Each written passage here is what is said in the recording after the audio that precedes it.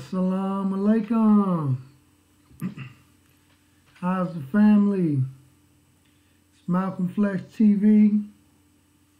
You are now watching Malcolm Flex TV. How's the family? I pray all is well. Your brother wanted to also get in on this Black ADOS topic. Black African descendants of slaves. This has been a major topic, major conversation that has been taking place on social media, more specifically on YouTube, Twitter, and Facebook. And I thought, that your brother get in, chime in on the conversation. How y'all doing out there? Let me know if we in the chats. Let me know if we live. Let me know if you in the building. Let it be known you in the building. State your name.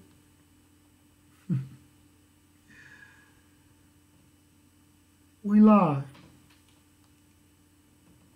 Malcolm Flex TV, we on that. All praises is due to Allah. Like to thank all my supporters, brothers and sisters who been tapping in, tuning in to Malcolm Flex TV. I appreciate all that you do, all the support that you show, all of the time that you share my videos, share my content, like my content, comment. Your brother appreciate everything that he gets from the viewers. So I just want to know before I begin, how y'all feeling out there? Is y'all doing all right? Y'all doing okay? Let your brother know. Wanted to give shout out to all the black YouTubers, Black Nubian Queens, Information Man, Too Black, Too Strong, Mega Blast. Who else we got up in there? Brother Ben X, Brother Riza Islam, 19 Keys, Dr. Wesley. Okay, we got a brother to comment, Money Masters, us. Peace to you, beloved. All praises is due to Allah. Got my brother in the building. Check you out. Yes, sir. Shout out to all the black YouTubers, you know what I mean? And yeah. But first, let me open in the name of Allah, who appeared to us in the person of Master Fard Muhammad. I also like to bear witness that the most honorable Elijah Muhammad is his last and greatest messenger and exalted Christ. And I also like to bear witness that the Honorable Minister Louis Farrakhan is divine, warner, teacher, and servant in our midst. And I would like to greet you all with the greeting words of peace and paradise of Assalamu alaikum. Yes, so we have, I believe it's a political movement, a political campaign that is taking place called ADOS, hashtag ADOS, Black African Descendants of Slaves. And I believe this is a movement of brothers and sisters who are pushing for reparations for black people in America. All those who can prove that they are in fact descendants of slaves. So I guess what they are saying is that if you can trace back from the time that we touched down off the ships and landed off the ships, that you should be eligible for reparations. Okay? Some people are accusing this group of attacking the Democratic Party and key figures inside of the Democratic Party. And some people also accuse them of attacking other ethnic groups of Americans, like Mexican Americans, Asian Americans, and so, other people that's basically not us. Okay? And these individuals are pushing for reparations. Okay? And so one thing that we have to also recognize. See, my thing is I'm not against reparations.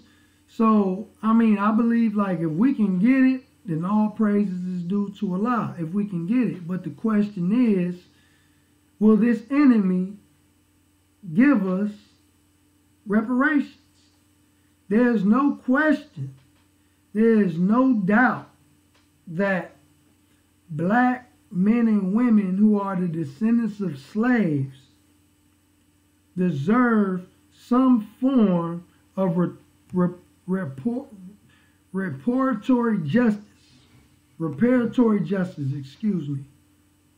There's no question, after all of the struggles that we went through since 1555, the day that we got off the ships.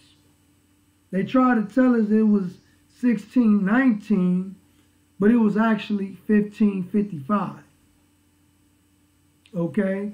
And this is where, back in the day, where they used to have the saying, what is the $64 million question? Okay?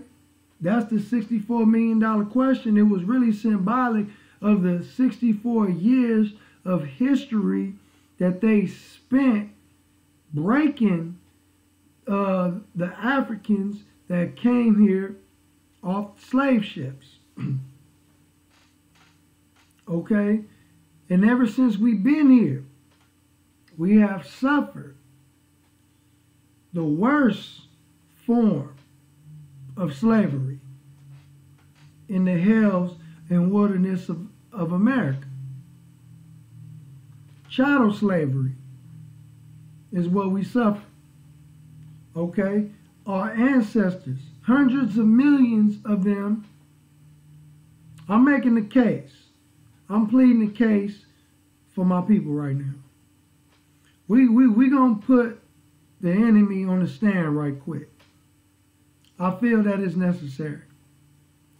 That our ancestors, hundreds of millions of them, were put on the hulls of ships, okay, and were transported like merchandise across the transatlantic, across the Atlantic Ocean.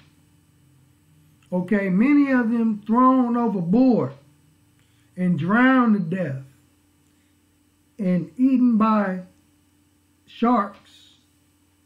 Okay? Maybe because some was weak, some was sick. Okay? And that they felt that they can only take the strong, and only the strong survived.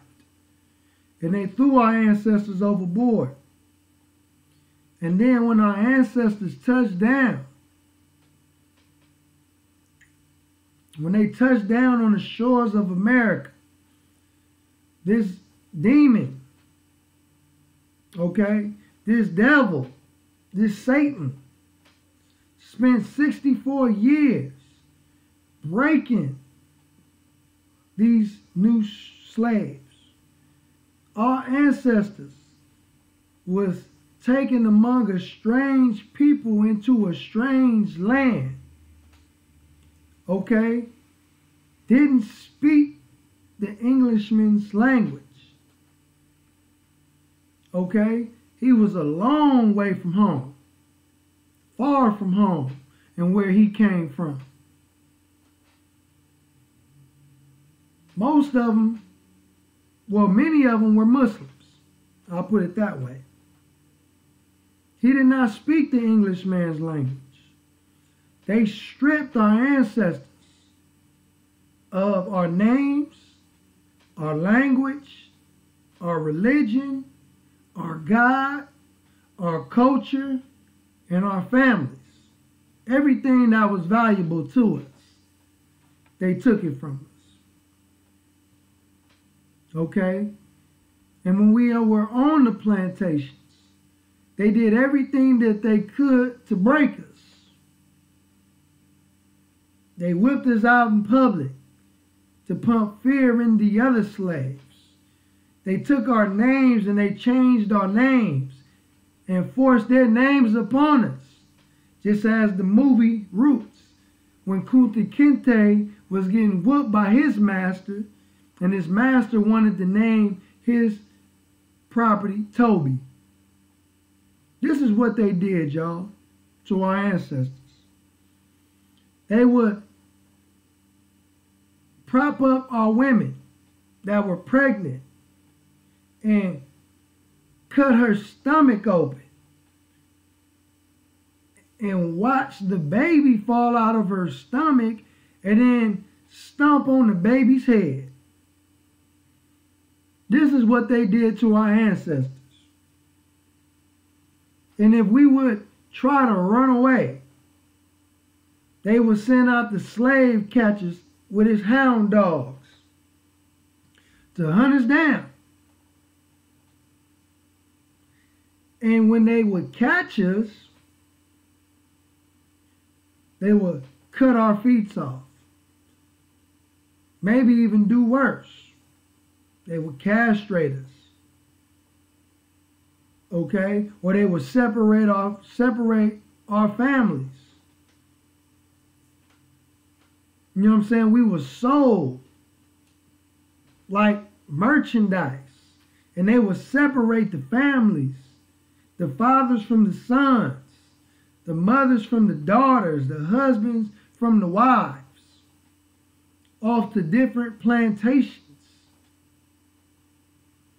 This is what they did to us. And then, when they finally let us up from slavery, well, during slavery, hold on, before I speed past that, they wouldn't allow us to read or write. And all they would do is make us sing for them, dance for them, work and build for them, pick cotton for them. This is what they did. And then when they let us up from slavery,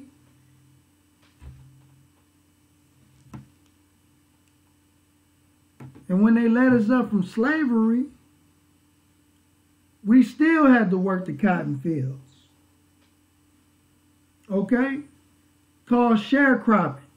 And any time we thought that we had paid our debts, and we would go to the store and we would try to buy things with the little money that we had, the bookkeepers would tell us that we still owed money.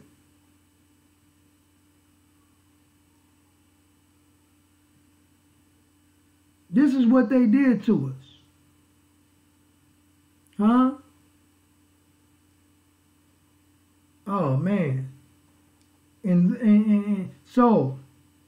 when we were on the land, they created groups like the Night Riders, the Ku Klux Klan, to intimidate us and scare us off the land. They would catch us. They would lynch us. They would beat us. Castrate us in front of our families. Okay? Yes, this is what they did. Us coming up from slavery. Okay, and then so when we created the civil rights movement during the 50s and the 60s, some of us wanted to integrate with them. Some of us wanted to remain separated, segregated. Okay? Because it seems like we was doing better doing segregation than we are in integration. So many of us fought, and some even died, just so we can eat at the table with white people, drink from the same water fountain as white people, use the same restrooms as white people, not have to sit in back of the bus. You know what I'm saying? Many of us fought and died. Dr. Martin Luther King Jr. was one of them. Free, and even through civil rights. And during all these things taking place, we fought in many of their wars. We fought in all their wars, as a matter of fact. The first man to die in the Revolutionary War was Crispus Attucks, a black man.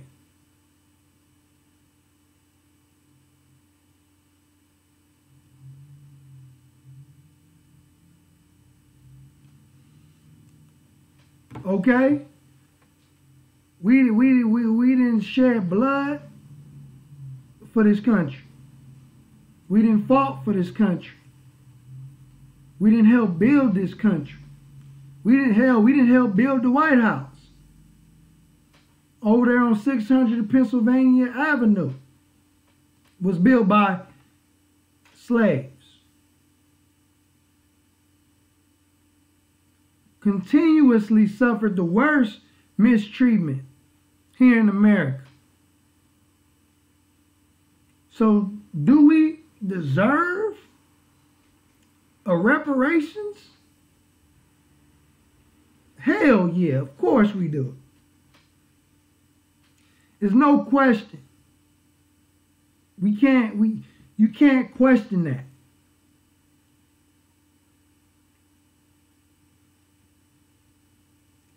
Every ethnic group that was done unjustly in some way, shape, or form, every ethnic group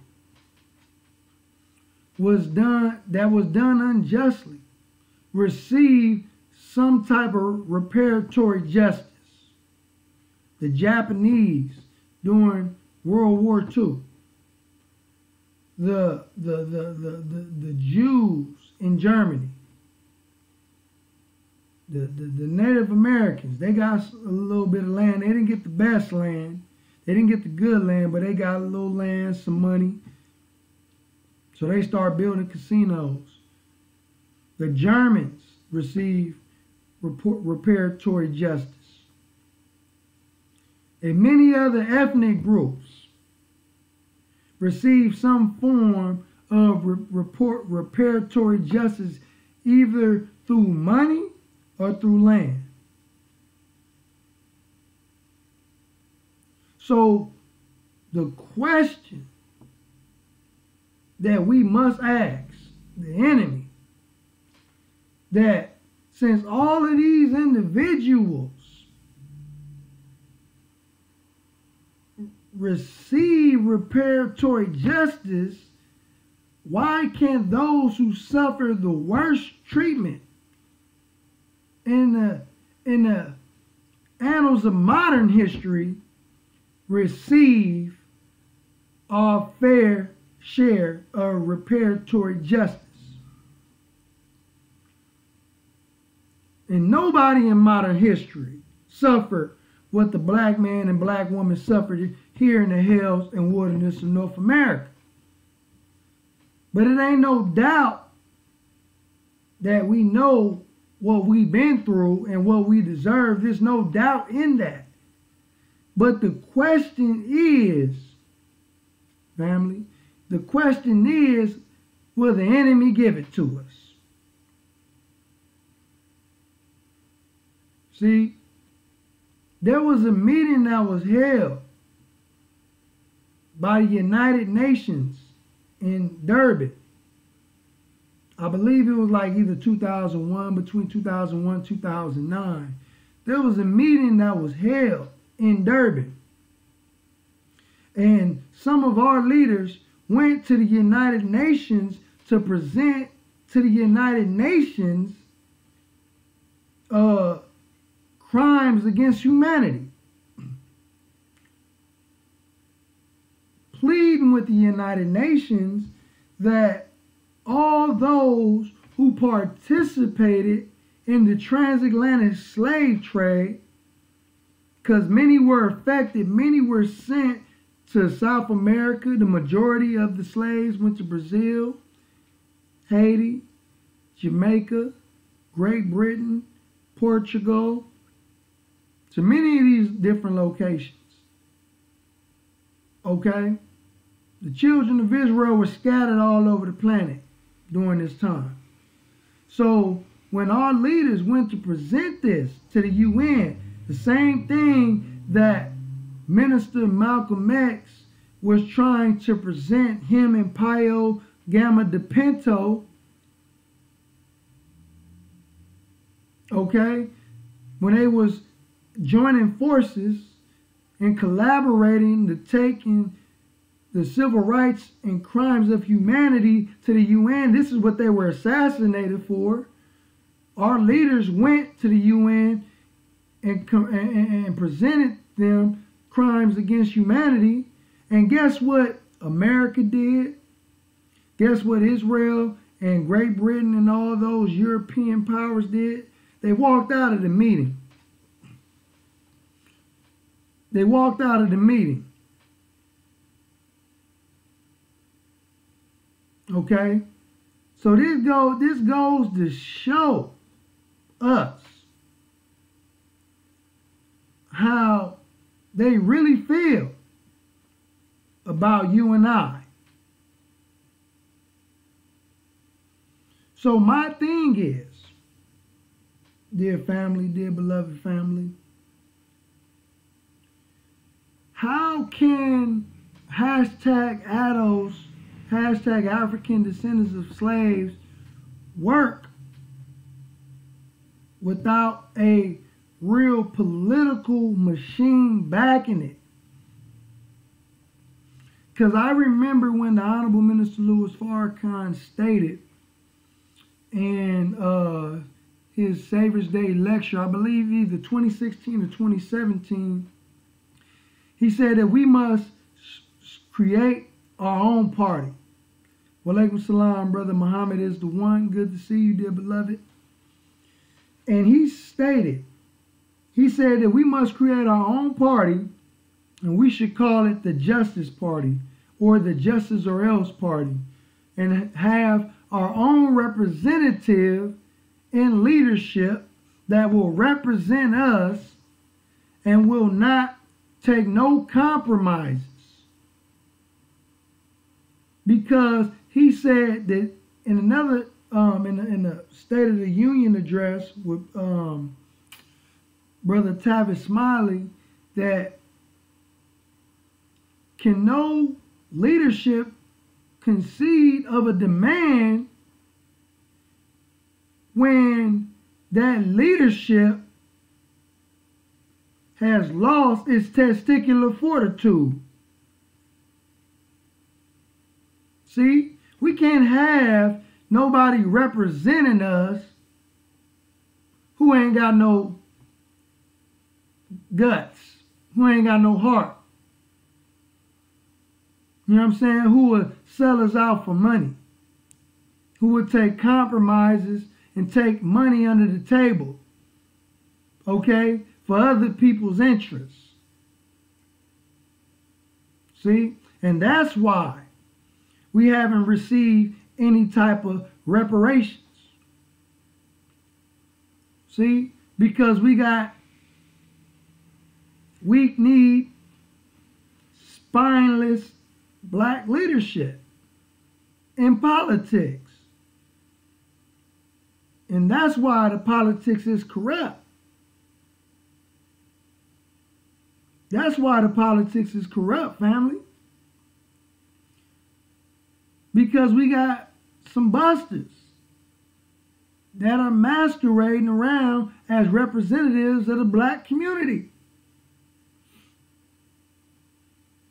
They are more interested in filling their pockets than the liberation and the salvation of their people.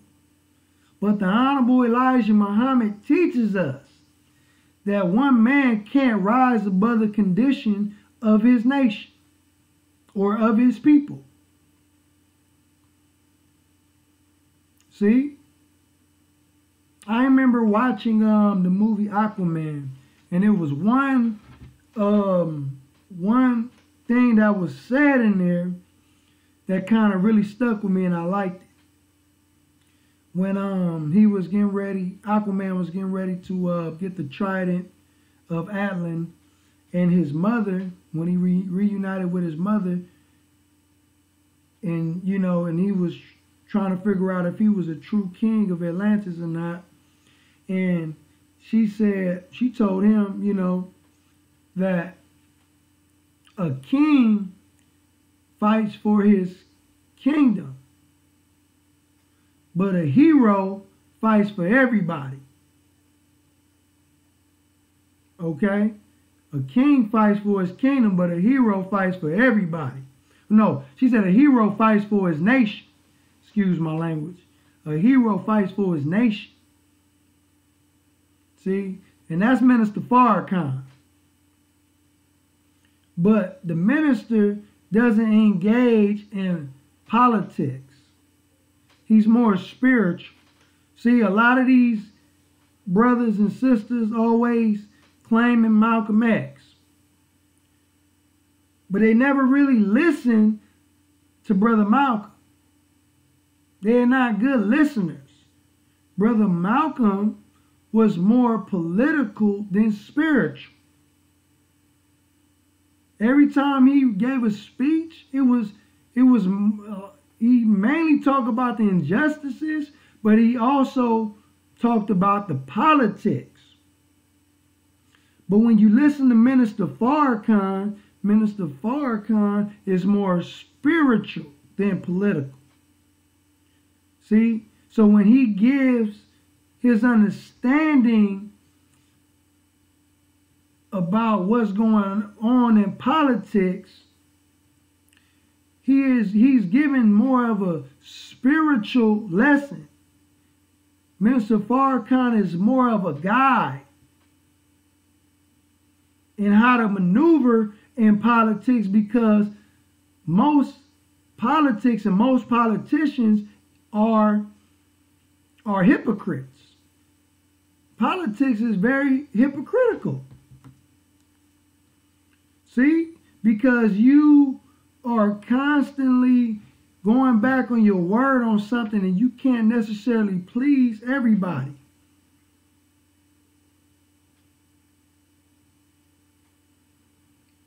And that's why many politicians fall short, because they make so many promises that they know they can't keep.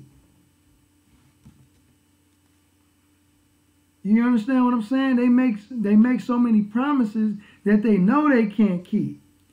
So the question is, why do we keep relying on politics, and why do we keep on relying on politicians? And especially if it's not somebody that we put in office, that we know is solid. And then we keep on trusting this Democratic Party as if it's a exclusively black party. And it's not.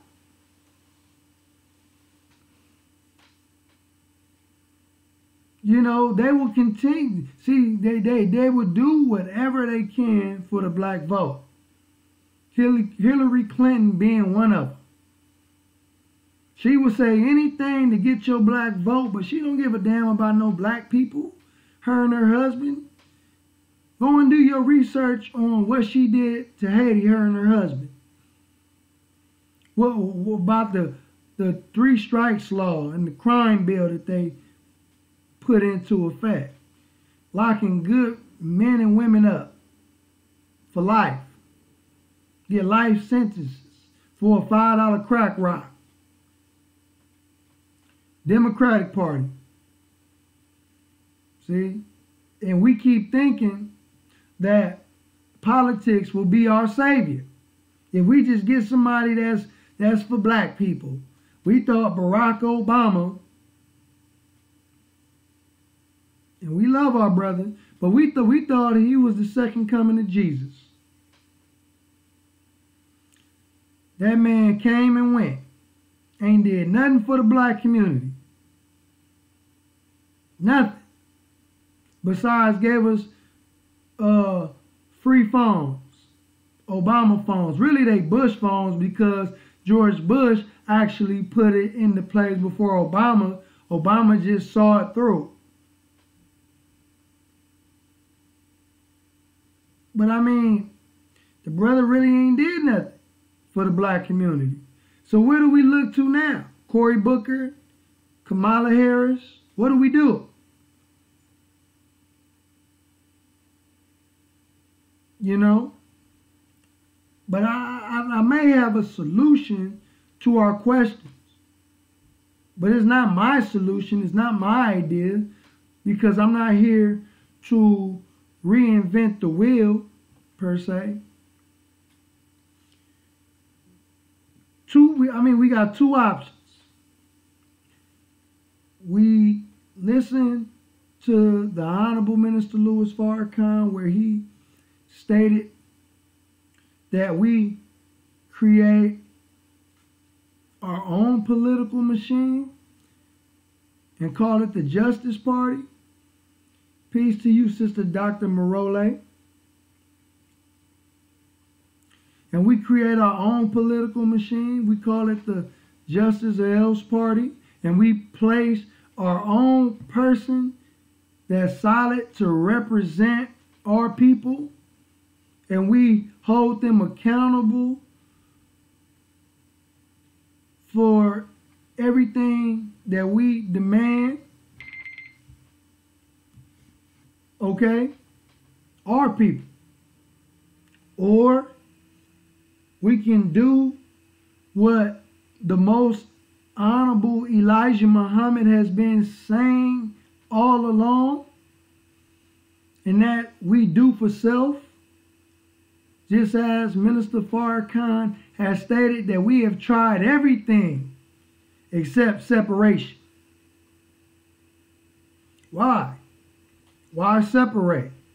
Because the Honorable Elijah Muhammad has a book called The Fall of America.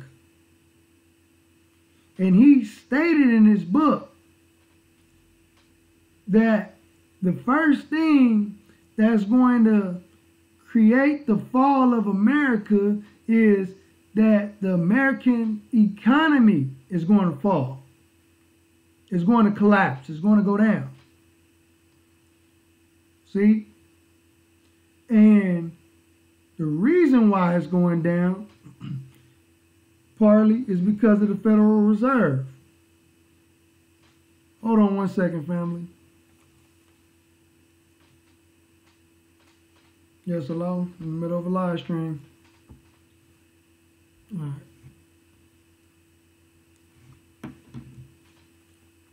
It's part of the Federal Reserve. That many of the presidents was trying to prevent a private entity taking control of American money. And Woodrow Wilson was the president that actually signed the bill to allow the Federal Reserve to take control over the American dollars. The FBI, IRS, and the Federal Reserve were all created the same year, 1914. The same year that Master Fard Muhammad said was the end of the rule of Satan. It was the end of Satan's rule. Okay? So, now, your money, your dollars, is being printed and is not backed by anything monetary like gold or silver. Your money isn't backed by any gold or silver. back in the day when you had your notes, you had your money, excuse me, and you can turn it in and you can get silver for it. But now you can't get anything for it. It's called a promissory note. It's fiat money. It's not real dollars. It's not real money. So from 1914, we were like $1 million in debt. But now you can actually go and find the debt clock. America has a debt clock. And I believe now, all the way from the 1914 all the way to now, we like $70 trillion in debt. Facts. Like $70 trillion in debt, family. So why are we continuously putting faith in a system that's getting ready to collapse? So like the messenger taught us, we need to separate from this enemy because he's going down. It's the end of his world. The main thing that he was sharing with us, the slogan was do for self. Okay? Because the enemy, he saw us one day, Black Wall Street, Tulsa, Oklahoma. We had 60 other black towns, and they did whatever they could to get us off the land. They had to break that unity up that we had. But now we need to find that once again. We need to quit depending and relying on the enemy. See, I'm not mad at the brothers and sisters who want to receive reparatory justice, who want to get reparations. I'm not mad at that. If we can get it, then all praises is due to Allah. But see, what they have to put us through just to get reparatory justice? See, they messed up. The enemy intentionally and literally messed up our records and our lineage to where we can't even go back and figure out who we were related to. It's hard for us to find out who our descendants are. I mean, our ancestors are that we descend from, to prove who we are, what family we belong to, in order to receive reparations, because they done messed it up. The enemy did a work on us, family. He tried to erase our history right before our eyes. So we got to go through hell just to prove who we are, so we can receive some money that they know that they owe us anyway. I say we quit going out like suckers. See?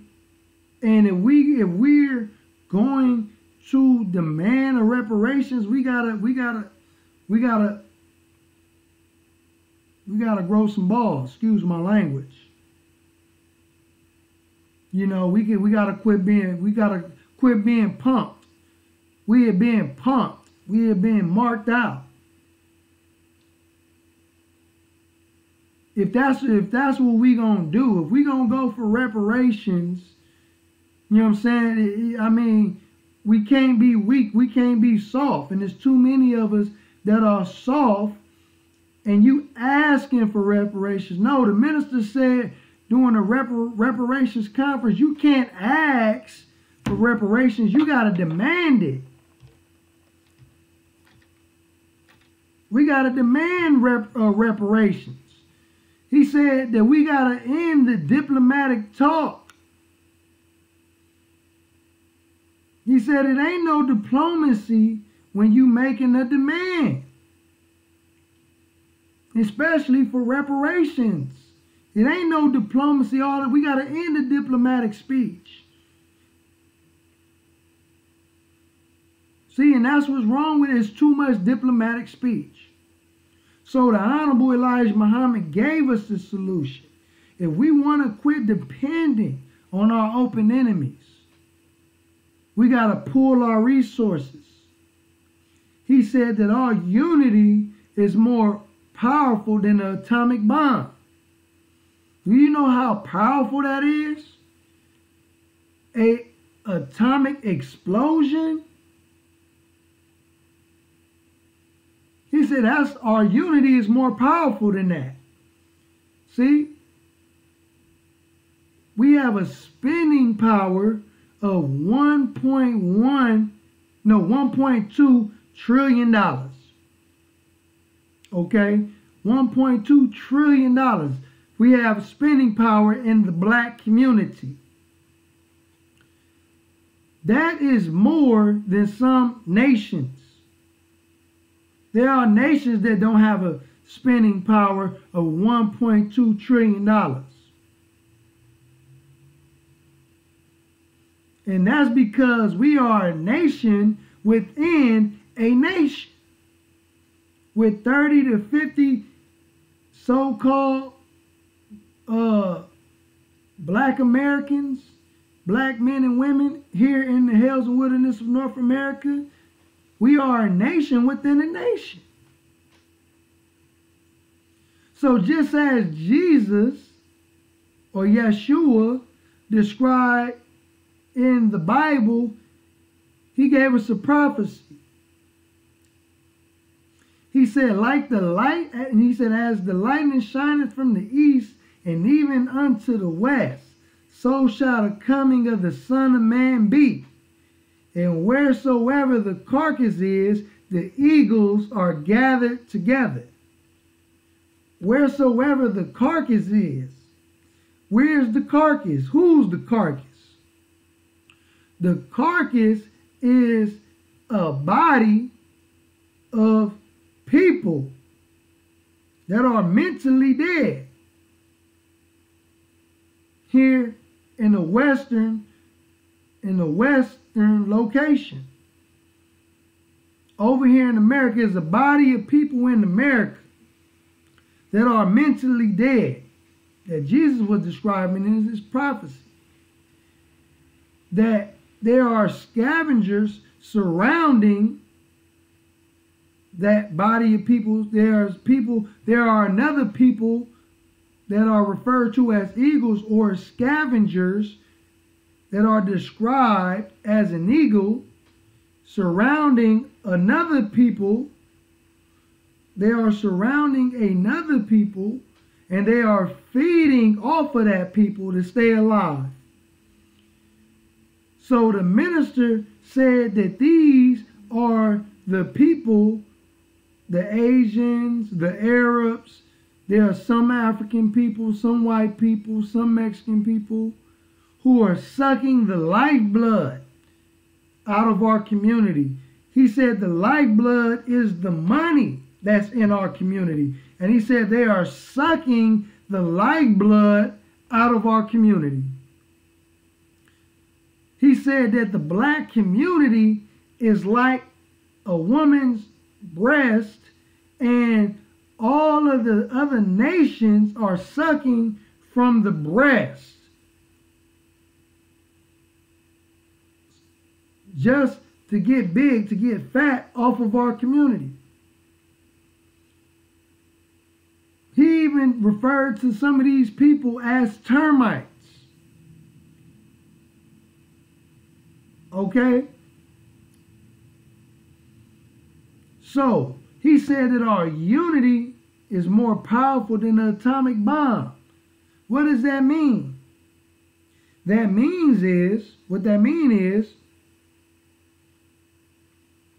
that if we, brothers and sisters in America, would stop being like, as Brother Nuri Muhammad stated, see, we promote negativity. What does negativity mean? It means when your brother and sister has a business, right? and you, as if, imagine if they had like a fish market, and you go and buy some fish, and your brothers and sisters short you one hush puppy, and you get mad because you got shorted a hush puppy, and you say that you're not going to go back to that business because they shorted you one hush puppy. He called that negativity. Peace to you, information man. All praise due to Allah. Thank you, beloved. So, the Honorable Minister Louis Farrakhan, the Honorable Elijah Muhammad said that we have to stop the wanting or the wanton criticism of one another's business and establishment. He said you don't give up on your brother's business or establishment. He said if there's something wrong with the business, something wrong with the establishment, that you go and you go and give a constructive criticism on what can make the business better. You don't stop supporting your brothers and sisters. But the moment that we see something wrong, we want to fall out with one another over something petty. But here your ignorant self go. You go and quit supporting your brother and sister, and you go over there and support them Asians, and they over there putting you in chokeholds and body slamming you, disrespecting you and calling you out your name. See? That's negativity. See? So we got to pool our resources. We got to support one another's businesses. We got to help promote and market one another's businesses, because in the Jewish community, the money circulates. I believe they recycled in the Jewish community. The Jewish dollar stays in the community like 24 days. In the Asian community, it's like 18 days. In other communities, the money stays in the community for a certain period of time, and that's how they are able to get wealthy. But they said the black dollar only stays in our community only 6 hours before it's going back out. Why? Because we supporting everybody else's businesses.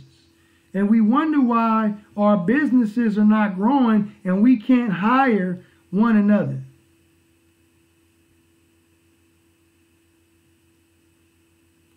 See, we can't give one another's jobs. We can't employ one another because ain't nobody trying to support black-owned business. But if we came together, if we did for self, if we created our own businesses, if we use these degrees that we get and these certificates that we get from these schools and bring it back to our people, and we start to become industrious, when we start to become entrepreneurs, when we use our God-given gifts and our God-given talents and abilities for the greater good of our nation over here in America, we ain't gonna need no reparations from the enemy. Hell, we already got $1.2 trillion that the nations that come to this country get wealthy off of. Imagine what we can do with an extra $1.2 trillion. See? But we got vices. Many of us have bad habits. We like to gamble. We like to drink. We like to smoke. We spend money on all kind of things that we don't need. Okay? We spend money on things that we don't need. And then when we do go shopping for the things that we need, it's not black owned. It's not a black-owned grocery store. It's not a black-owned clothing store. It's not a black-owned shoe store. When we bank, it's not a black-owned bank. When we get insurance, it's not a black-owned insurance company. When we fly, it's not a black-owned airport. See?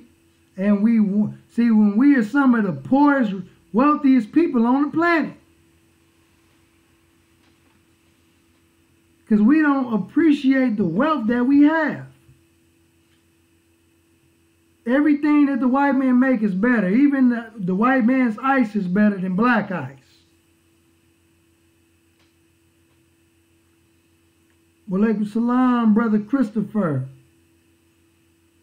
Yeah, so my thing is, I'm not here to beat up on the Black Adults campaign, you know.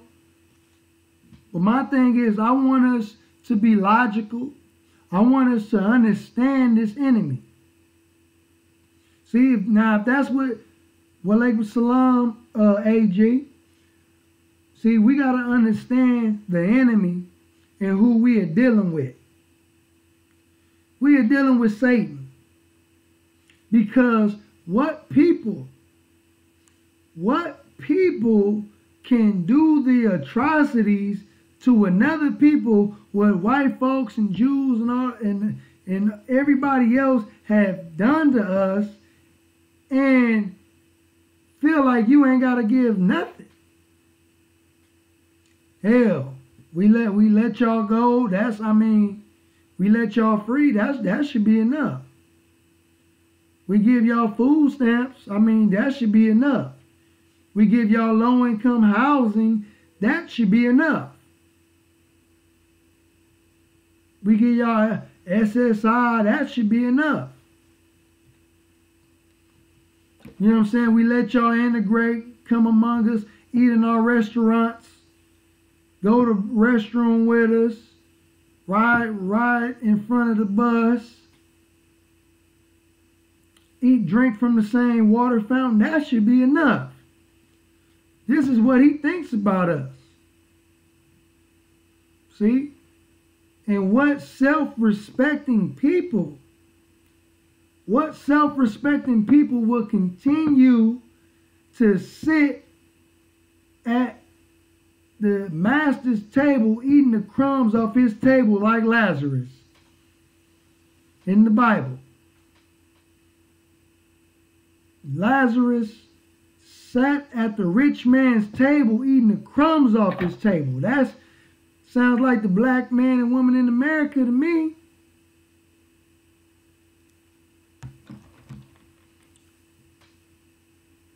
No self-respecting people will allow themselves to continuously go through what they're going through and not receive any type of reparatory justice. The question is, what are we afraid of? Who are we afraid of? And why are we afraid? You know, and are we going to create our own party? Because that, in my opinion, that will be the only way for this thing to work. We can't go through the Democrats. We can't go through the Republicans. We got to create our own party that's black. In my opinion. Somebody that we put in the office. In my opinion. I'm really feeling what Minister Farrakhan said on that. And in my opinion, that's the only way that's going to work. You know, if we put somebody in office. But other than that, if we're not going to go that route, if we're not going to create our own political campaign, our own political party, then we might as well just prepare to separate and do for self. Prepare to separate financially. Okay, we may not have to necessarily leave America right now, but I'm saying financially, let's separate from everybody else. What y'all think?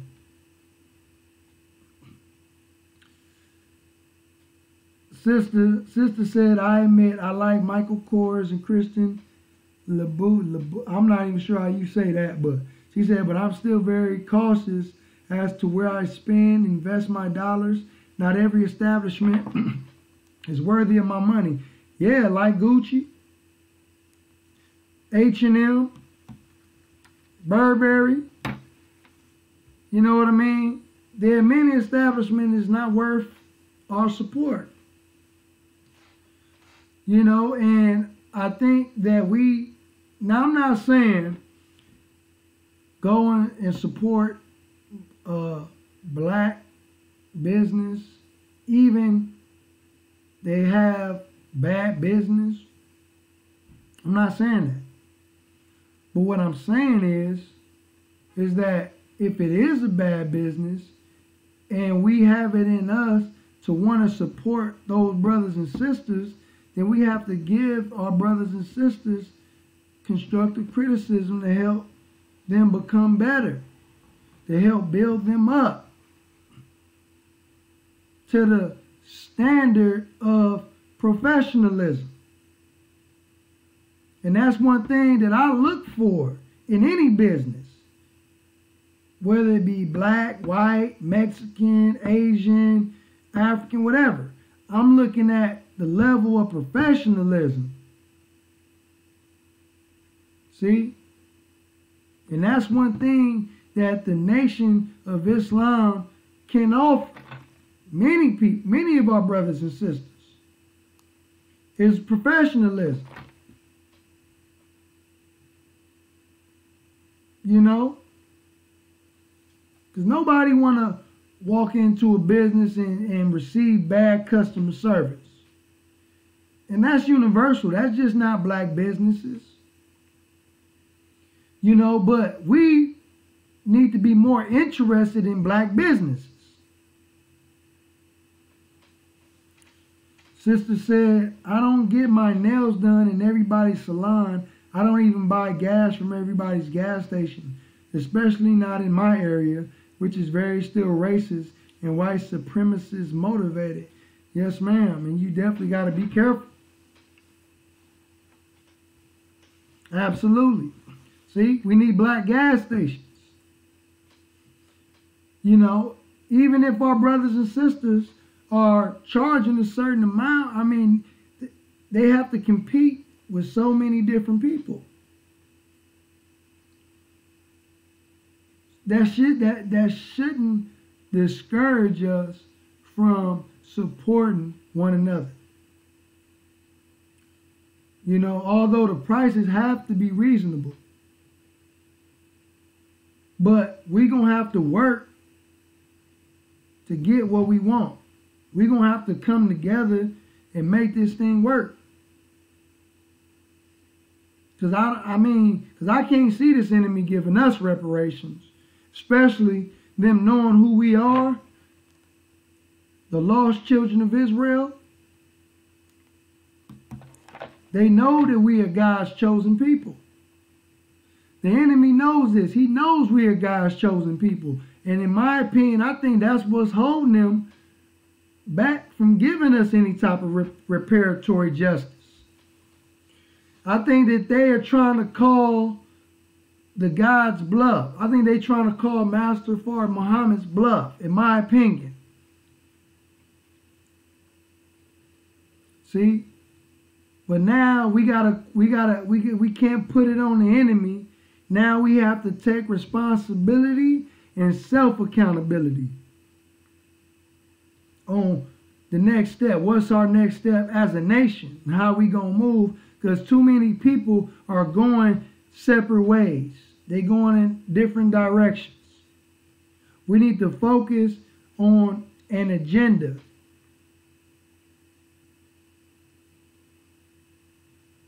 See, in studying Minister Farrakhan, he's been in many of these meetings with black leaders. So everything that I'm sharing, I heard my leader say. I heard Minister Farrakhan say. You know, everything that I'm saying is, I heard it come out the minister's mouth. You know, but our people are stiff-necked and hard-hearted. Everybody want advice, but got the answer at the same time. Sister said, Dr. Marole said, Brother Reza said this government doesn't even have the money to give us all reparations. The United States owes every nation on the planet. Actual facts. The brother's speaking truth. The country's already $70 trillion in debt. And we can only imagine what they would owe the children of slaves for all of the free labor that this open enemy has received. And that's how America has gotten so wealthy. Because imagine you having somebody doing free labor for you for over 300 years. You would be up right now. Free labor for over 300 years? And it reminds me of Minister Farrakhan being on the Phil Donahue show for the first time. And he was, you know, the audience was getting upset with the minister for many of the things that he was saying, right? The audience was getting upset with the minister. And they couldn't, they really couldn't understand why the minister felt the way he felt, right? Because they really didn't believe that they themselves have done anything wrong to black people. Walaikum salam, Sister Sandra D. You know what I'm saying? They felt themselves didn't do anything wrong to black people. But the minister was letting them know that it's not that you personally have done something against black people, but you have benefited from the crimes that your ancestors committed against our people. You have benefited off of it with white privilege. You know what I'm saying? With wealth that your ancestors had to pass down to you. And you have nerve to sit up here and act like that you ain't did nothing when the Bible said that the sins of the fathers will fall down to the children. When you think about it, most black people in the black community, our ancestors, our relatives don't leave anything down for us besides a Cadillac on 4 flats. Rarely do they leave something down for us that we can claim that's ours. It's probably a small percentage of us receive any type of land, any type of fortune. You know, and then when Big Mama leaves you her house, or leaves your uncles and aunties and your parents the house, your parents or your uncles and aunties end up selling the house, the family house, the house that you grew up in, and you have nothing to leave to your grandchildren.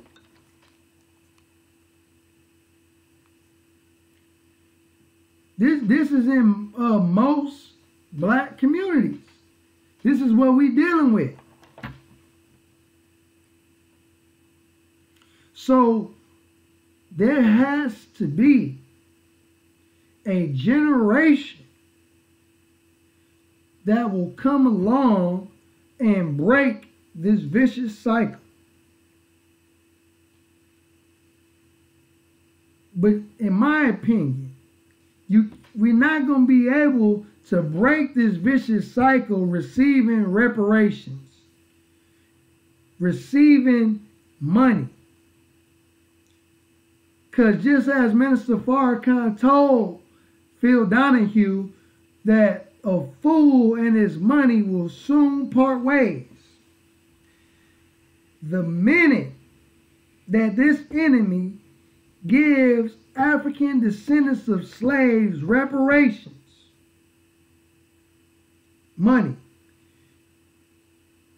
I mean, reparations could also come in the form of land, but many of us ain't thinking land. Many of us is thinking money. But if we receive this money and don't go buy land, guess what we gonna do with the money? We're going to trick the money up. It's going to go right back to the enemy. First thing we're going to do, we're going to go buy a new car. We're going to go buy some weed. We're going to go buy some alcohol. We're going to go to the casino. I mean, we're going to go get some fast food. I mean, we just going to live it up until all the money gone. And then we going to look like what happened. Next thing you know, we're going to be asking for some more money. Instead of buying land. Instead of building institutions. Instead of building schools. Instead of building hospitals. Instead of building, if we get reparations, there's no reason for our people, nobody in the community to be homeless. Instead of building 12-step programs, transitional living, transitional housing, we're going to give it right back. A fool and his money will soon part ways. So my question is, everybody that's pushing reparations, everybody that's pushing that agenda, is that the best solution for us in 2019? Is that a better solution than doing for self and separating financially? I think that's a win-win for sure. If we get our minds right and we say what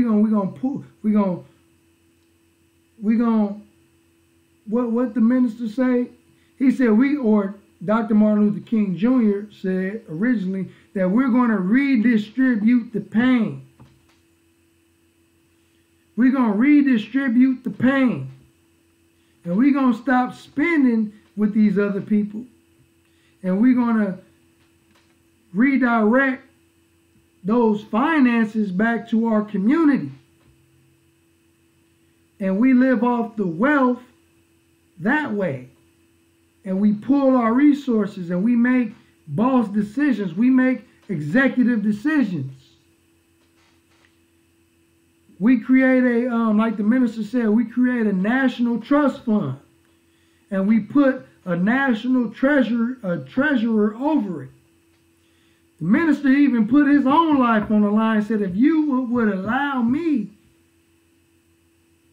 to be over it, if I mishandle any of your money, you can have my life. The minister said that. There's no black leader that has ever done something like that or said anything like that for the black community. A man that's willing to pay with his own life. He made his word bond with the money from the Million Man March and had every dime audited and gave that money back for charitable reasons. It's on the NOI.org website. See? And this is the type of strong leadership that we need. Because Minister Farrakhan is the best example, whether if you like him or not. Whether if you like him or not, he's the best example for the black community and the way that the black community should go, because he is a God. He is the blueprint, not to mention Muhammad's economic blueprint. Go to NOI.org. All you could donate 5 cents a day, 35 cents a week, $18 a year, coming from 30 to 50 million black men and women in the hills and wilderness of North America. That's somewhere around 18 billion or something like that. I don't know the exact numbers, but that's a lot of money just off of 5 cents a day. We can do.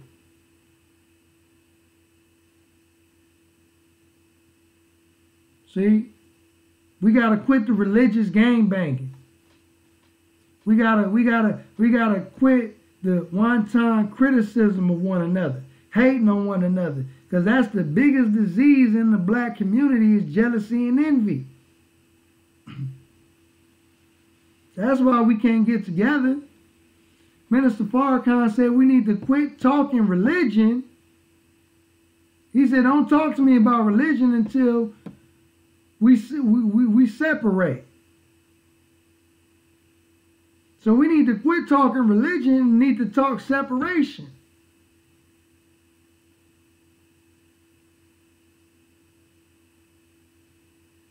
See, I mean, and family, to be truthfully honest, we hustling backwards. We wasting valuable time sitting at the rich man's table begging for the crumbs off his table.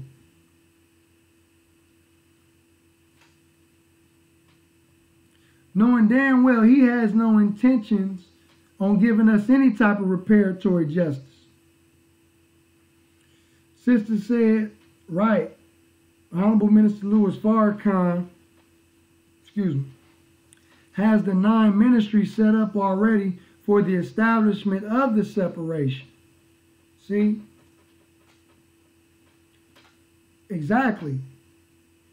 You know, and the thing is that our people, see, we listen to the white man's media about what they say about the nation. So people will rather stay away from us and not reap the benefits of what we have to offer and try to find better solutions, but they can't find a better solution than what the Honorable Elijah Muhammad gave to us. And the enemy is proving him right every day. So like I said, I'm not mad at the Black Addos. I just wanted to give my opinion and my thoughts, my 2 cents on the whole situation. That's you know, I had to do that. That's my opinion. I'm not mad at the movement. If we can get something done, but let's not let it be in vain. Let's not create another hashtag, okay? But we still got people out here suffering. People out here homeless. People out here talking to themselves. People out here wallowing in their own urine. People with no food. Women with babies. No food in the house. No man in the house. Out here suffering. Because we waiting. We ain't even got to wait on his enemy if we just go to work right now and do for self.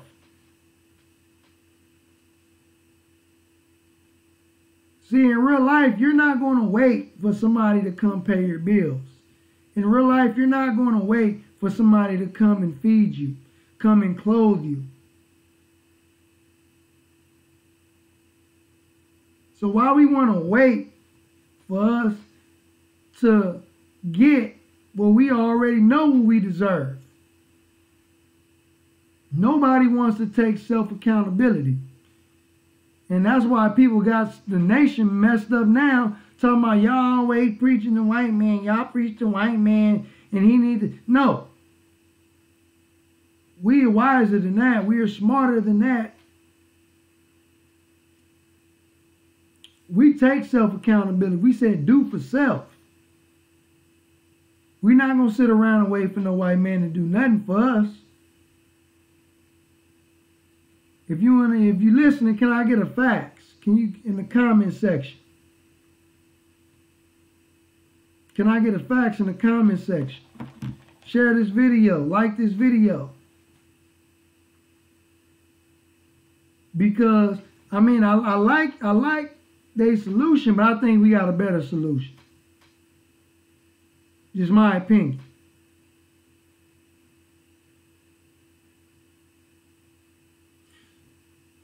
So with that being said, family, if you have any questions, any comments, put them in the comment section. Let me address them now before we go, because I feel good. I feel like we're on time. I feel like the Nation of Islam is on time. I feel like that we're being proved right by what we teach.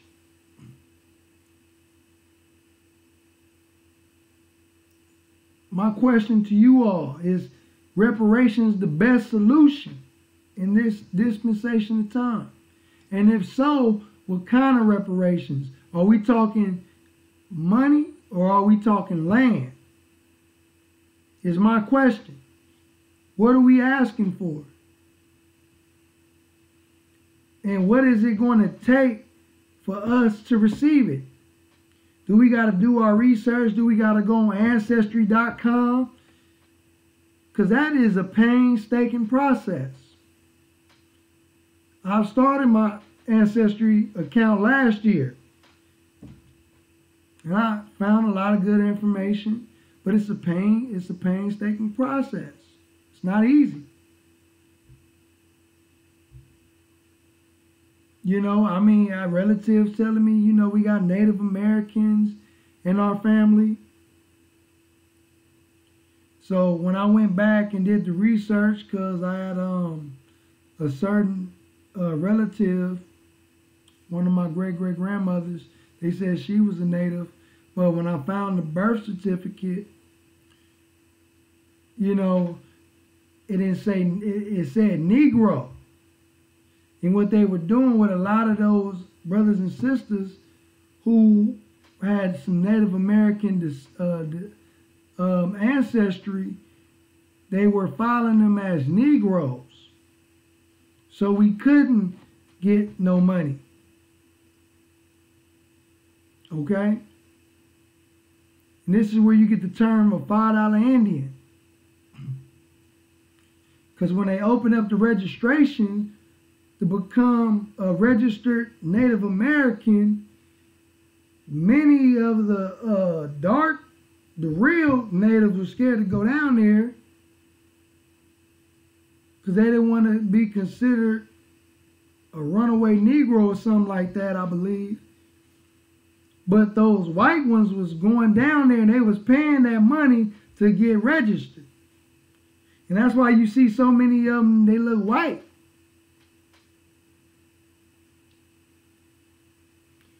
Aquarius 44 said, facts. Majority of our brothers and sisters can't think clearly because they are eating McDevils and all of this other GMO garbage that's not even real food. Shake my head.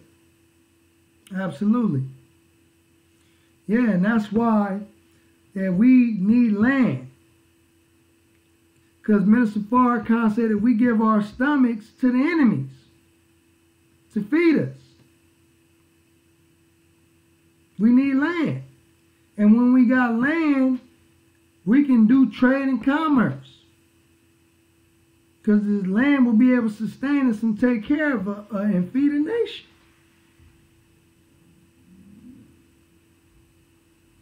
Money Master Us said, I like the fact that the ADOS is like checking these politicians. Yeah, I agree with that. They definitely own these politicians. You know, I agree with that wholeheartedly. They definitely own them, checking them. That's why I said I can't be mad at the movement. But we gotta understand the power that we are going up against. We are going up against Satan. And only a God can overthrow a God, as Dr. Wesley Muhammad stated in the lecture. He said it ain't going to be niggas in the hereafter, so we got to become gods in our thinking. And we got to rise above emotions into the thinking of God. Therefore, we need a power that's backing ADOS. Okay? We need our own movement, our own political machine, campaign.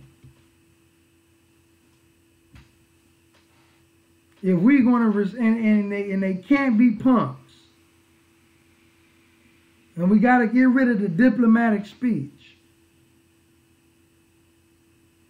His minister said it ain't no diplomacy when you asking for reparations. Maybe that's why so many other ethnic groups received reparations and we didn't. Because we have spineless, weak-kneed Negroes scratching where they don't itch,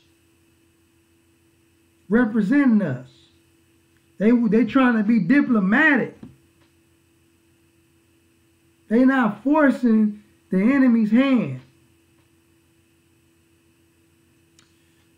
Sister stated, right, I have Indian, Native American on my mother's side also, Hispanic on my father's side. He and all of his people were born in Calan, Panama. Praise be to Allah. All praises be to Allah. Yeah, sister, I don't think I ever seen you, so I don't know exactly what you look like. So, but you definitely be a brother Reason. They are holding these politicians accountable for not wanting to give us reparations. Absolutely. I think they should. I think we need to hold everybody that was a part of the transatlantic slave trade accountable. Even the African nations that took part. Sandra D stated, the Most Honorable Elijah Muhammad puts an end to all that in point number 4 of the Muslim program, what the Muslims want. Descendants from slaves to be allowed to establish a separate state or territory of their own. Matter of fact, I think I got a final call right there. Hold on.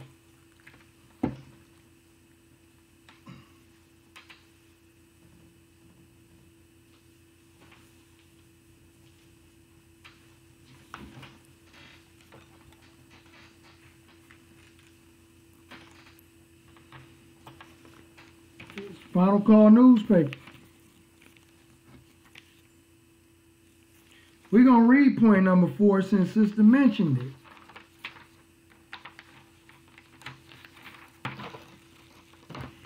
Y'all have never read that Final Call newspaper and went straight to the back to the Muslim program? What the Muslims want and what the Muslims believe. See, y'all dealing with a real FOI right now. We busting out with Final Call newspapers live on the spot. Somebody like this video, share this video.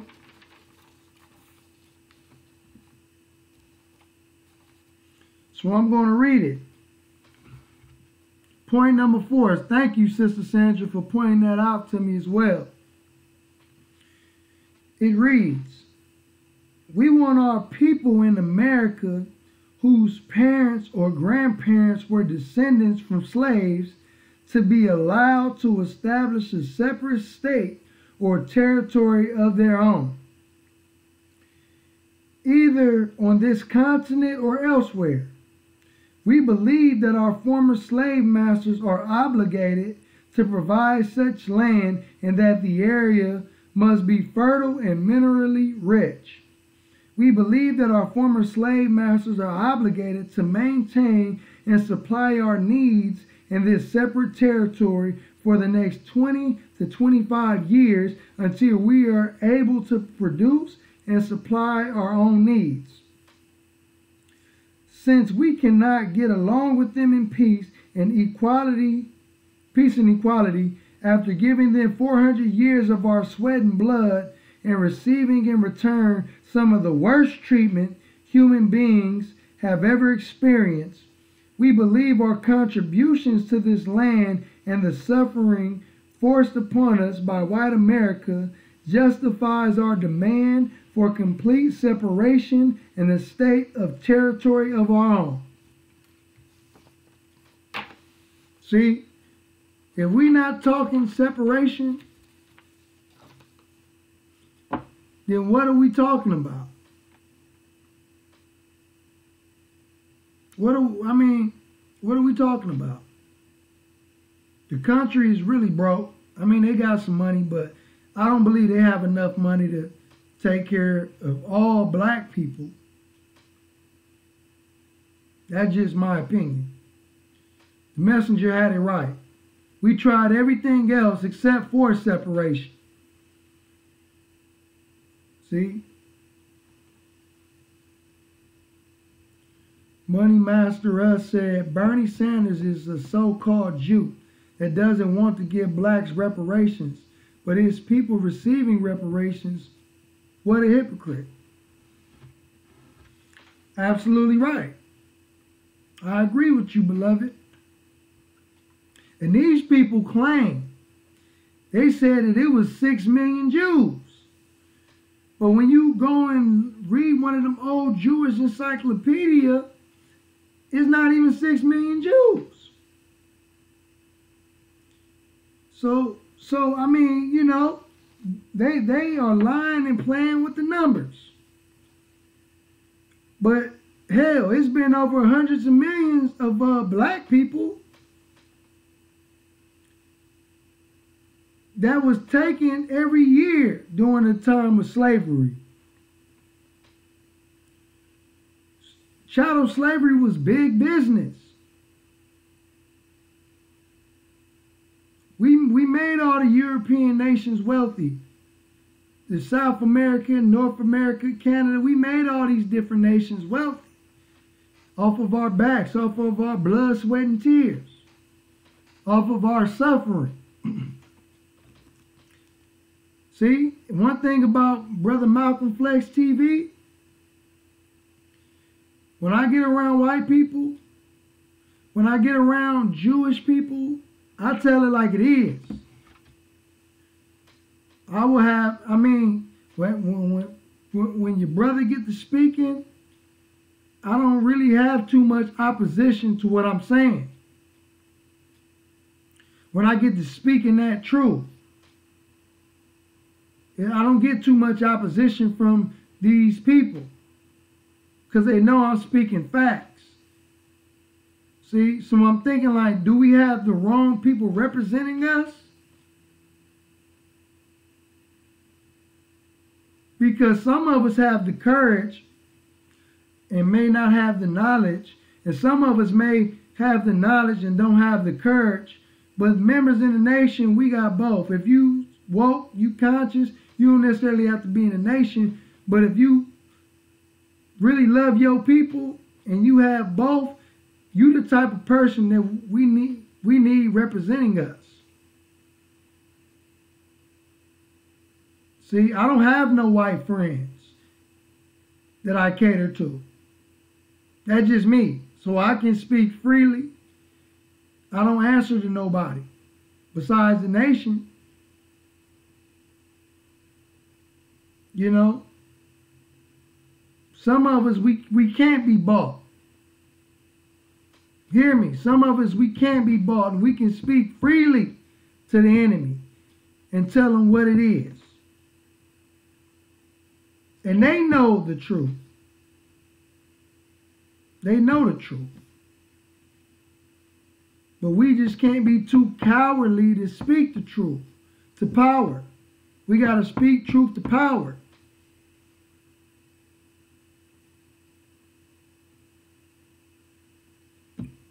But other than that, family, I just wanted to again make my contribution to the ADOS conversation and the reparations conversation. I want to give a Nation of Islam perspective. If it helps,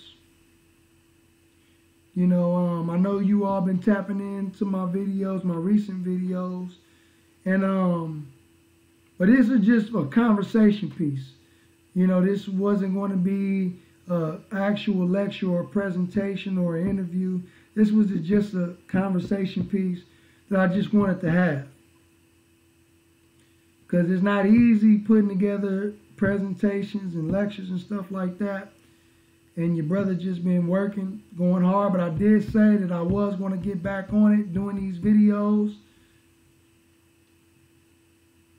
People were hitting me up, asking about me, checking on me. So, you know, all 2019 we going hard. Sister said, I don't have any white friends either, especially not white female friends. I tried that, it doesn't work. Praise be to Allah. Yes, I mean, I don't.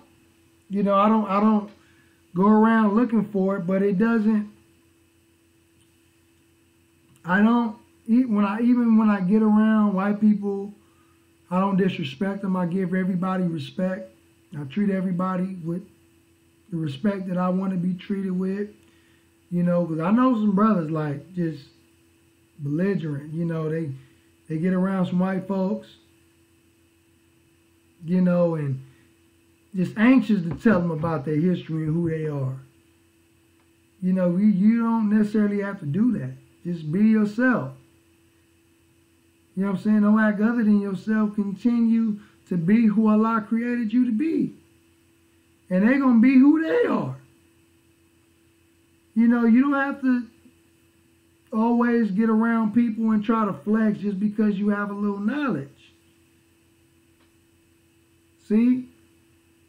But when there's that time, when it's time for you to speak, I notice, like, I don't flex on people. I mean, my name is Brother Malcolm Flex, but I don't just get to flexing. But when I get to speaking, when it's time for me to speak, people shut up and listen. And certain individuals know that you can't run that small time stuff on Brother Malcolm Flex.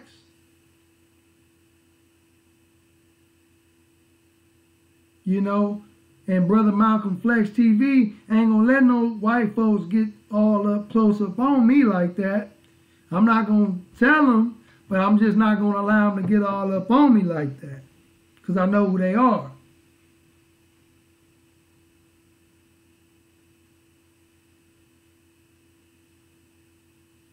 Walaikum salam, family. Yeah, but that's just how I move. Just based on how I was taught by the Most Honorable Elijah Muhammad and the Honorable Minister Louis Farrakhan. We understand their nature. We understand what we are dealing with. So I don't let them get all up on me. So I speak freely and I say what I want to say. As long as it's respectful, as long as within the guidelines of the Nation of Islam and how we represent our nation and our minister. Sister said, I personally can't be friends with a white woman who is constantly after my black man. Okay, sister, you sure be posting and deleting. You didn't let me finish that one.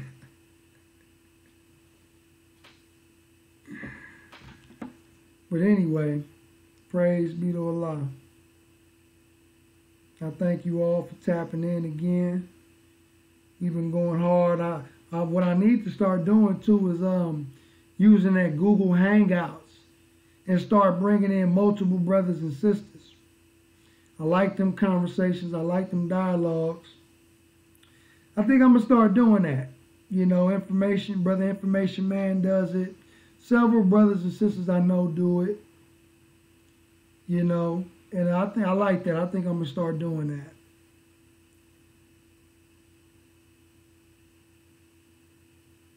Sister, you know you deleted that on purpose. But again, any questions, any comments? I'm loving the build. I'm loving the build. And when y'all get the chance, some of y'all go to some of these comments to my videos, especially like my latest videos with talking about Kev Gill's Coffee and Kush TV videos where I interview Brother Reza. And we go and just check the comment sections, because it's a lot of brothers and sisters coming at Malcolm Flex TV and you know, and just spewing lies on the Nation of Islam, on the minister, on the messenger, and just, you know, let's argue in the best of manners. You know, we gotta combat it with truth and hurl truth and falsehood. You know, we got to hurl truth and falsehood, because, you know, I understand now what it's like to receive hate mail. Your brother's been getting a lot of it. We got a lot of ignorant brothers and sisters in our community that needs civilization. You know, our people are very uncivilized. And that's why we can't unite. That's why we can't come together in unity, because we are very uncivilized. And we disrespect each other the most. We love to embarrass one another. So, you know, just want to appeal to my brothers and sisters, man, that I love you, regardless of where you at in life, what your circumstances are. Your brother love you. And where's the love for one another? I don't care what you're going through, what you've been through.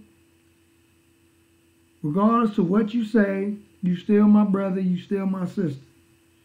Even if we disagree on the Malcolm X thing, on the Scientology thing, I still love you. My position is not going to change, though.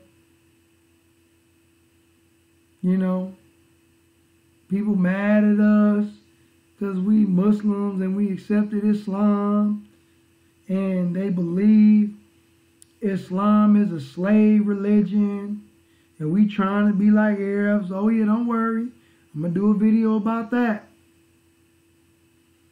But all in all, I still love you. You still my brother, you still my sister, regardless to what we disagree about. As long as you don't put your hands on me, I still love you. Even if you do put your hands on me, I still love you. But we teach in the nation, we don't turn the other cheek. But I still love you.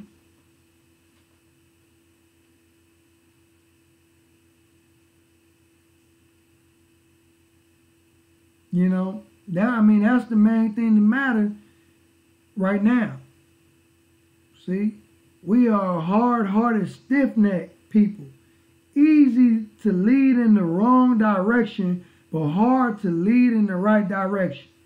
When I'm working, I spend half the time counseling brothers and sisters.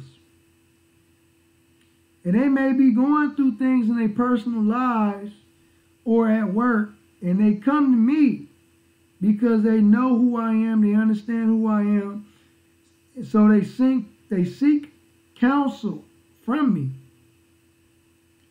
and they ask me questions, they ask my advice. And one thing that people love, one thing that they want is yes men. They want somebody to agree with their madness. They want somebody to give them a pass when they're wrong. Our people love yes men. See? But when you tell people what it is and what it ain't,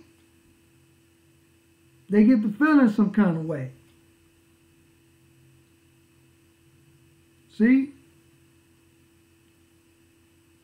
So they come to me, or they come to certain individuals for advice already having the answers.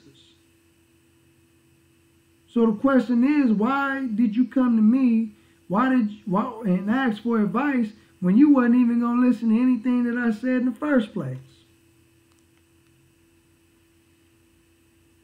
See? Having too much pride, there's nothing wrong with having pride. But having too much pride is bad. There's something wrong with that. That means that you are too proud that you can't even humble yourself and to receive proper guidance. And that is the state of Black America right now. We are too proud. We are too arrogant. We are too egotistical. We are too boastful to receive proper guidance. We're to receive truth. We don't have the ability to listen to one another. Everybody got the answers. Everybody got the solution.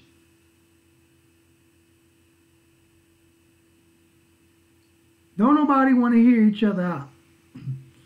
Don't nobody want to come together, bring all these solutions together, and try every one to see which one works best.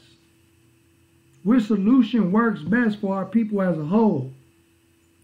Because we are too proud to come together.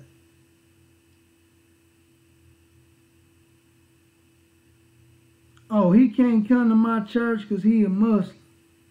Talking about the minister. She can't do that because she this. He can't do that because he's that.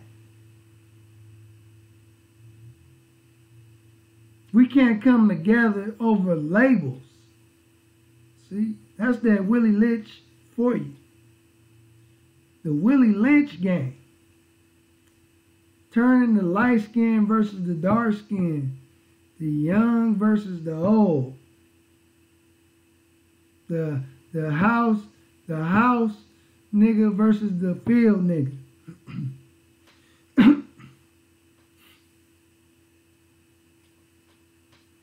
You know? But when ones who know better comes along,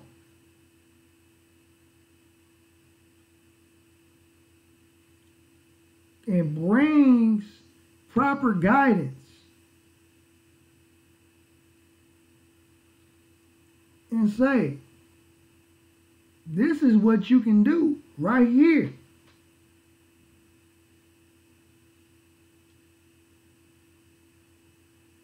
But you, out of ignorance, you want to overtalk, yell, have a shouting match, instead of taking heed to what's being told to you. That's all people right now. The minister is the voice crying out in the wilderness with the solution. But see, we focus on Malcolm X right now. We focus on Scientology right now.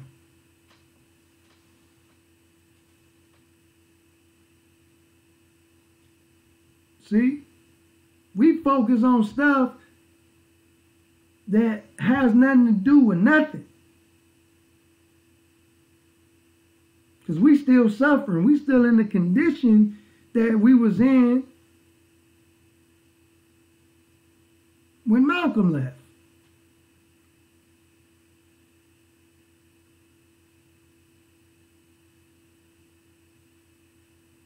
So, with all that said and done, with all of that said and done, we got to weigh our options. Me, I would say yes, support ADOS, but we want to know everything. We want to know, is there a mission statement? Is there an agenda? We want to know, do you have something better than the Muslim program? We want to know if you have something better than the Muslim program.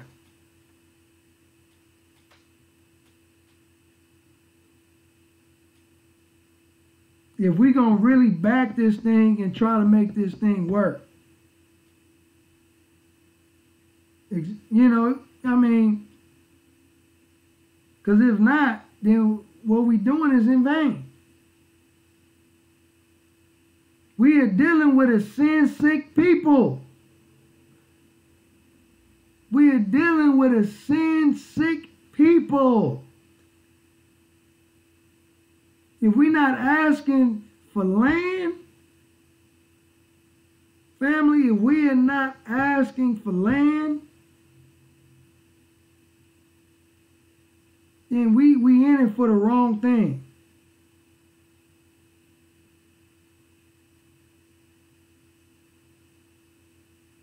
And not just your brother's honest opinion. Because again, a fool and his money will eventually part ways. And especially, we don't want no damn money that's not backed by anything, any monetary value like gold or silver. I'm just saying, we don't want no ghost money, no fiat money, no promissory notes. We want real, tangible things for real, tangible solutions.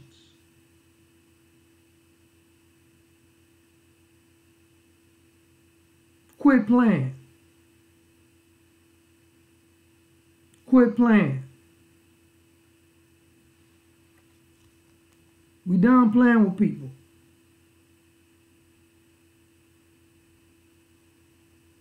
So again, brother Information Man, if you listening, beloved, man, let's do a panel conversation. And let's build on this.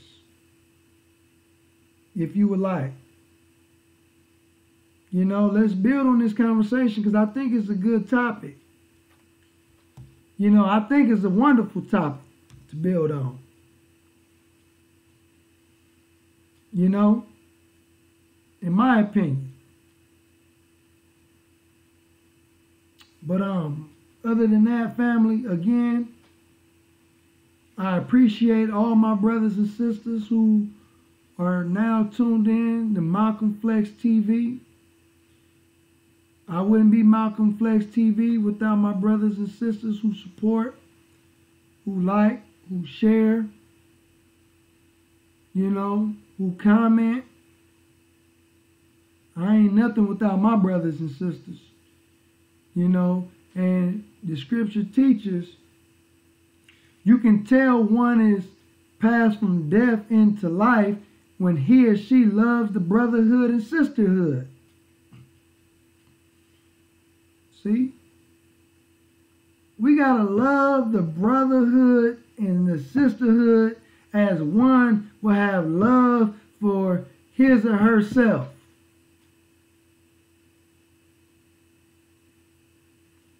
I'm going to repeat that. We have to have love for the brotherhood and sisterhood as if we have love for his and herself. Want for your brother what you want for yourself. Want for your sister what you want for yourself.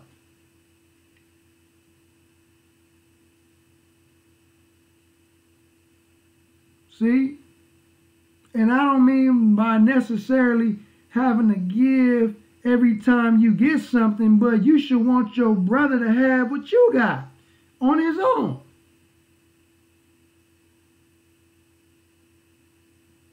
Sister, if your sister got a bean soup, not only she should have half of your bean soup, but she should have her own bowl of bean soup. And vice versa. See, we ain't coming together if God ain't in a relationship. We ain't coming together if love ain't in a relationship. We ain't coming together. And anybody that's in the community that's trying to get rid of the love that is between us, we get rid of them. Period. It's too many of us in the community that's being divisive.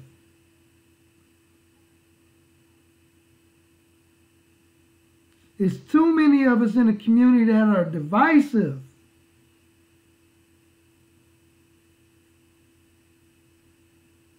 How the hell we gonna ask for?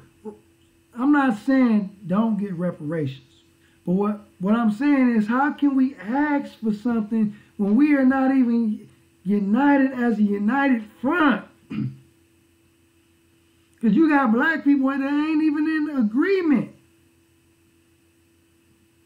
Me, I think it's a good thing. But what are we asking for is my question.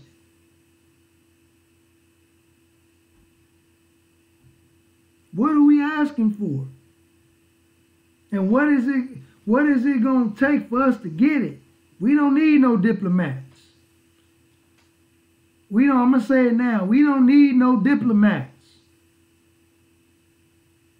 I don't need nobody going into a meeting representing me to white people and Jews and, yeah, you know, we're just here to talk about these reparations that we feel that you may owe us because, you know, we were here for over 400 years and we would like to ask you if you would give us some type of reparatory justice.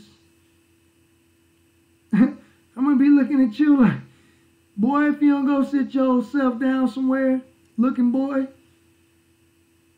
Like, no. Like, you better put some bass in your voice. You know what I'm saying? Something. I'm just saying. You know, we tired of these weak-kneed Negroes. You know what I'm saying?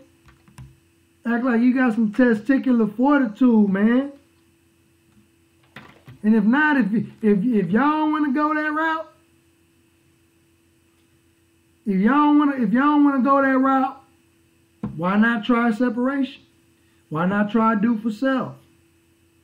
You got another alternative. There's another option. If you don't want to, if you too scared to go and make a demand, then you have another alternative. Do for self, separation, support black business, recycle black dollars, pool our resources.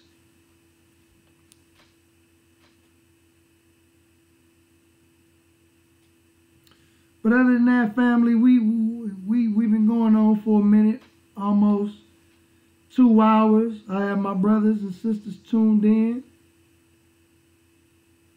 Man, y'all know how much I love y'all and I appreciate y'all. We gotta get it. You know what I'm saying? We gotta speak truth to power. And so, I'm not gonna keep you any longer. I'm not gonna abuse your time. But again, Brother Information Man Show, if you want to do something, let me know.